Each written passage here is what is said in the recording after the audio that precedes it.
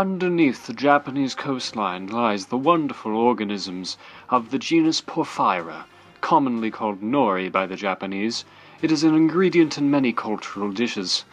My name is Chucky Chuckles Chuckington, and this is The Seaweed. Porphyra remains one of the largest examples of marine farming, also called mariculture, in the world. These species are comprised of Porphyra tenera and Porphyra, I can't pronounce this.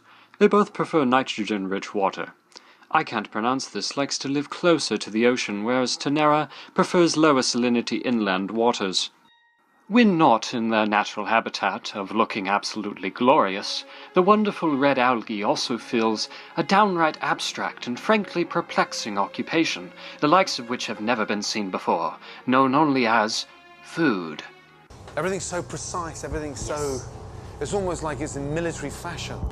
I'm feeling slightly nervous because I feel for the first time in my cooking career, after 21 years in the kitchen, I'm out my depth. Simply terrifying. The health aspects include a large array of minerals such as calcium, copper, iodine, and iron. Lots of protein and fiber are also in the mix, while also maintaining a low-fat status. Take that, lettuce, you insignificant vile piece of cow garbage. In fact, next time you think of having a salad, dump a pile of seaweed on there and you'll live forever. How else do you think Keanu Reeves did it?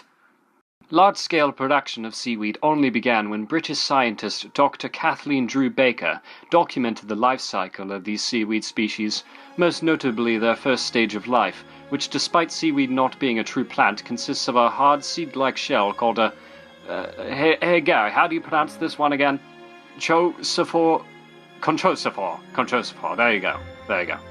This allowed mass production of young seaweed plants on land, which are then deposited in key locations along the coast for retrieval and harvest. For these reasons and seaweed's status as a cultural export, it remains a very stable part of the Japanese economy.